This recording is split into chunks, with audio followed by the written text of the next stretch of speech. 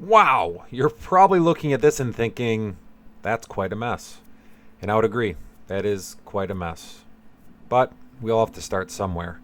So there's a couple things that I wanted out of a studio. Decent lighting, white paint, and electrical outlets, right? All the electrical equipment, computers, etc. If you look up above towards the center of the screen, in the rafters, you'll see one metal box that is not on. Those are existing lights, and you can see the old Romex wiring kind of dangled there, and actually someone prior to me spliced into it, so I needed to fix that.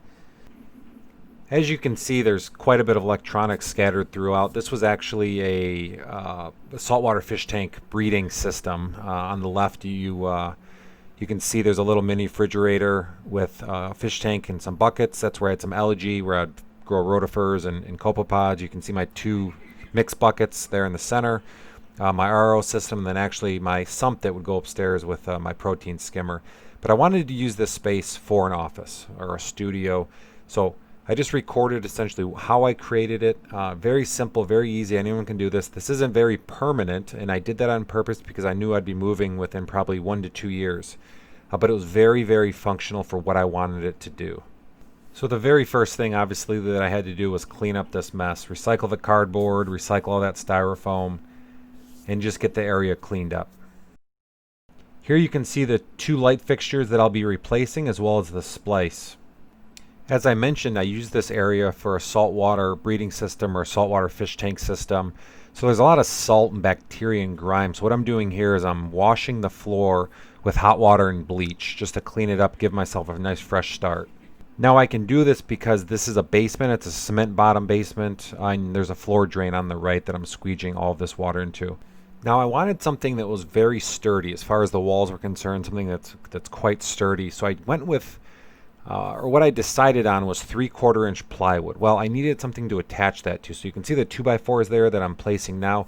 Typically with permanent walls, not typically, excuse me, every single time with permanent walls, you're going to have, on a case like this, you would have a pressure treated bottom plate, and then you'd have a top plate. Here, I'm just securing the 2x4s to the existing framing at the tops, not securing it at the bottom, and not putting that bottom plate in. Again, this is not a permanent wall. This is not a permanent solution. So this will work perfectly for what I needed. Now, just because this is temporary does not mean I didn't want it level and plumb. You can see I was there using a level to make sure that that 2x4 was plumb, and I used some shims behind those 2x4s. Here I'm starting to put up the 3/4 inch plywood. At the bottom, you'll notice I'm actually spacing them out from the ground by 3.5 inches, or by the length of that 2x4. One thing to note, typically walls are drywall or plaster. I can't put a shelf anywhere I want in drywall. Well, you can, but then you have to use an anchor. Half the time it's going to fall out if it's too heavy. So with plywood, I don't have to worry about any of that. Just make sure you get sanded plywood, a couple coats of paint, and it'll look nearly as good as any drywall.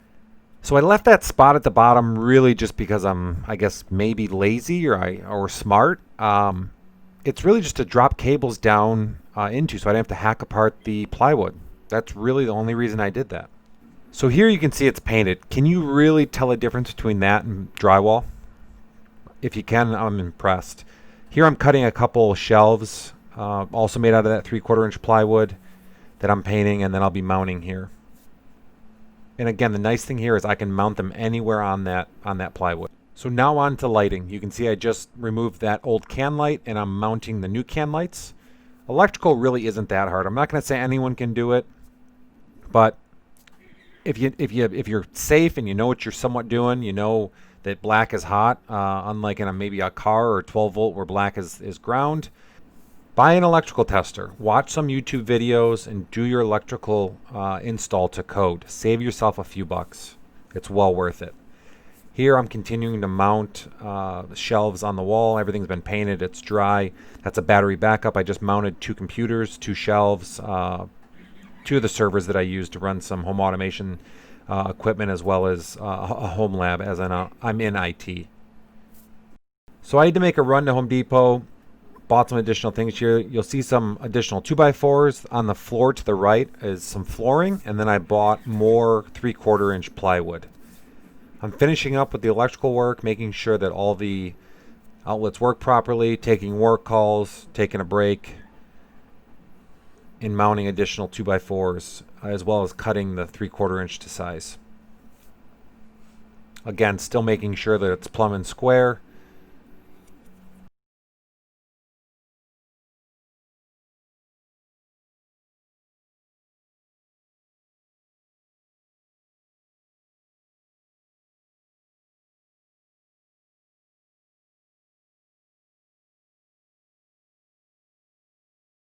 Here I'm preparing to install the floors. So obviously I've cleaned the floors, I've bleached them, got out all that salt and bacteria, but obviously there's some construction dust there I wanted to get up before laying down the floor. Thing to note, the floor that's there is actually in okay condition, but it's an asbestos tile floor. Do not remove floors like that. You can, it's hazardous. You take proper precautions, or you can hire a company to do it. I didn't want to do any of that. It's a solid floor. I wanted to cover it for obvious reasons that I just stated, and also just make it look a little bit nicer, a little bit more modern than what it did. This is a very standard flooring. I'm using an underlayment there, a vapor barrier. It sticks to each other, so you'll see that foil edge. That'll stick to the next layer, and you just lay down the floor. It's an interlocking floor tile. Now I went with a pretty cheap tile here again because I knew I'd be there maybe a year or two. So now just some final cleanup, more organizing, laying the rest of the floor down, some vacuuming.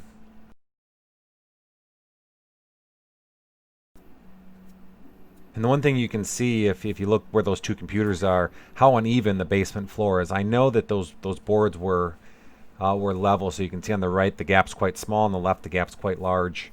And then the second piece on the left there, excuse me, the first piece on the left there that I'm working right now, you can actually see it's bigger as the way it just came from Home Depot. It's larger than the other boards. I'm now mounting my wall mount TV for my monitor. That is going into some 2x4s. That's my desk. I'm then putting the shelf in that the computer will sit on, and I am ready to go. I still had some final cleanup side to do. You could see I needed to put a threshold on the right there, on the right side of the flooring there, as well as trim off the excess vapor barrier.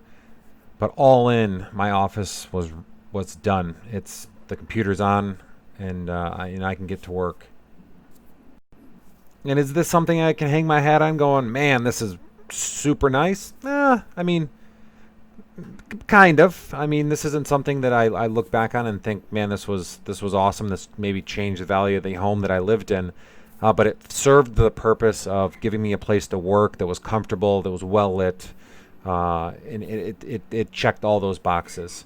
As far as costs, it was about $250, $250 US, and the majority of that cost was in the plywood. Those plywood sheets, I think, were like $32 each, or around $30 each, and I think there's 5 there.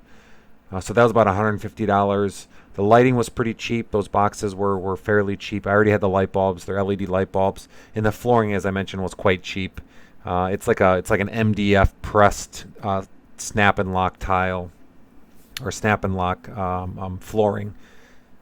Again, nothing special, but talk about a transformation, a place where I can work and play and enjoy.